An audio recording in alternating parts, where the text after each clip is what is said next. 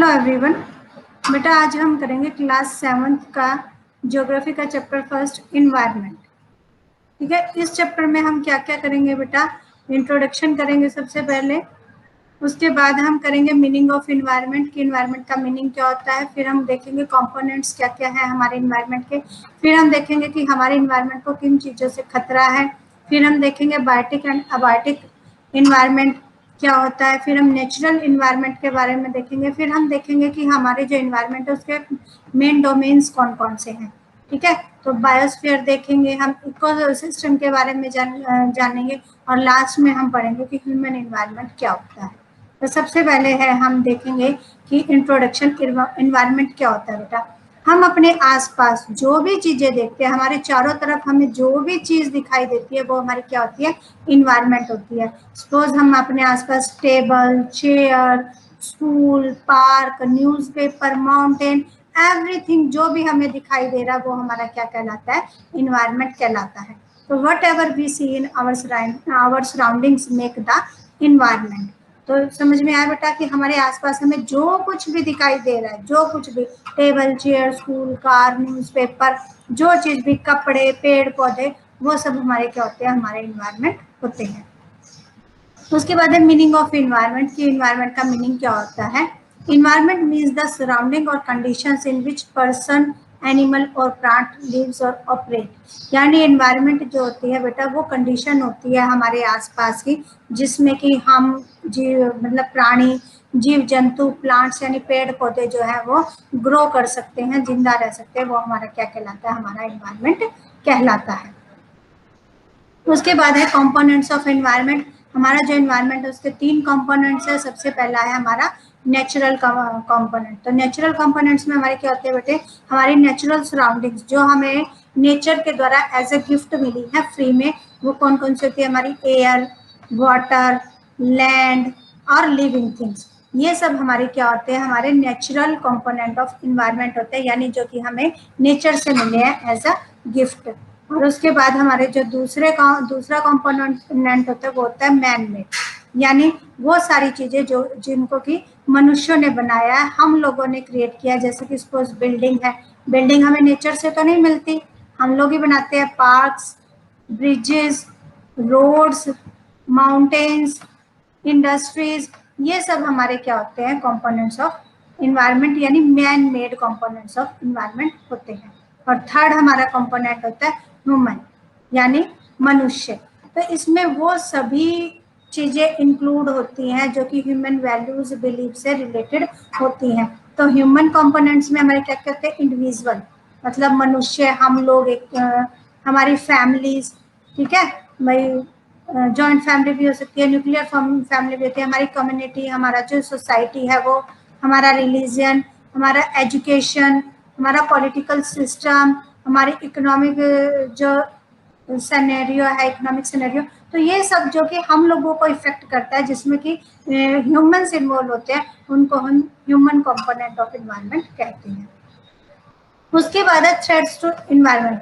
भाई हमारे इन्वायरमेंट को खतरा किन चीजों से होता है बेटा, कोई भी ऐसी एक्टिविटी हमारी जो कि हमारे इन्वायरमेंट को डिस्टर्ब करती है, हमारे नेचुरल इन्वायरमेंट को डिस्टर्ब करती है, उनको डिस्ट्रॉय करती है, उनको खराब करती है, वो हमारी क्या कहलाती है, थ्रेट्स टू इन्वायरमेंट कहलाती है। जैसे कि हम एयर को पोल्यूटेड कर देते हैं, भाई जो धुआं है इंडस्ट्री से निकलने वाला, उनसे हमारी एयर पोल्यूटेड हो जाती है। हम जब फैक्ट्रीज बिल्ड करते हैं तो उससे क्या होता है कि जो हमारी लैंड है उसकी फर्टिलिटी खत्म हो जाती है। तो हमारी वो एक्टिविटीज जिससे कि हमारा इन्वायरमेंट जो है वो डैमेज होता है, उन सब एक्टिविटीज को हम क्या कहते हैं, थ्रेट टू इन्वायरमेंट कहते हैं। तो हमारा जो, जैसे हम वाटर पोल्यूशन कर रहे हैं, वाटर पोल्यूटेड हो रही है, एयर पोल्यूटेड हो रही है, हमारी लैंड डिग्रेड हो रही है, तो वो सभी की सभी एक्टिविटीज जिनसे कि हमारा इन्वायरमेंट जो है वो डिस्टर्ब हो रहा है, डिस्ट्रॉय हो रहा है, वो हमारा क्या कहलाता है, थ्रेट टू इन्वायरमेंट कहलाता है। उसके बाद है हमारा बायोटिक और एबायोटिक इन्वायरमेंट क्या होता है। बायोटिक इन्वायरमेंट हमारा बेटा वो होता है जिसमें कि सभी लिविंग ऑर्गेनिजम्स जो होते हैं उनको इंक्लूड किया जाता है। जैसे हमारे प्लांट्स, एनिमल्स हो गए, बैक्टीरिया हो गए, तो सारे लिविंग थिंग्स जो होती है वो हमारे बायोटिक कंपोनेंट्स में आ जाती है। और एबायोटिक में हमारी कौन सी आ जाती है, हमारे जो नॉन लिविंग कंपोनेंट्स होते हैं, नॉन लिविंग जो एलिमेंट्स होते हैं वो हमारे एबायोटिक में आ जाते हैं, जैसे कि आपका रॉक हो गया, सनलाइट हो गया, ठीक है, आपकी लैंड हो गई, आपकी सॉइल हो गई, ये सब हमारे किस में आ जाते हैं, एबायोटिक में आ जाते हैं। यानी जो नॉन लिविंग थिंग्स है वो एबायोटिक में आ जाती है और जो लिविंग थिंग्स है वो आपकी बायोटिक में आ जाती है।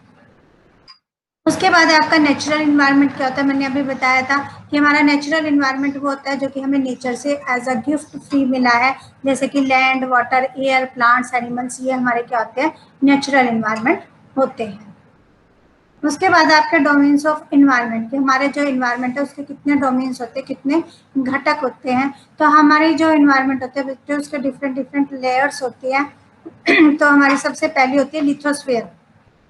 लिथोस्फीयर वो होती है बेटा जो सबसे सॉलिड या टॉप लेयर ऑफ अर्थ जो होती है, जिस पर कि हम लोग रहते हैं, जिस पर रॉक्स पाई जाती है, मिनरल्स पाई जाती है, वो हमारा क्या कहलाता है, लिथोस्फीयर कहलाता है। तो हमारा दूसरा डोमेन क्या होता है, हाइड्रोस्फीयर। हाइड्रोस्फीयर यानी अर्थ सरफेस पे जिस भी रूप में, जिस भी फॉर्म में पानी पाया जाता है, वाटर पाया जाता है, चाहे वो लेक है, चाहे वो सीज है, चाहे वो ओशियन है, चाहे वो रिवर है, चाहे वो हमारी जमीन के अंदर का पानी है या ऊपर का पानी है, वो सब का आपके किसमें, पोन्स का पानी हो गया, वो सब आपका किसमें इंक्लूड हो जाता है, आपके हाइड्रोस्फीयर में इंक्लूड हो जाता है। थर्ड जो हमारा डोमेन है वो आपका क्या है, एटमोस्फेयर, कि हमारे चारों ओर एक एयर की एक लेयर है जो कि चारों ओर से घेरे हुए हैं।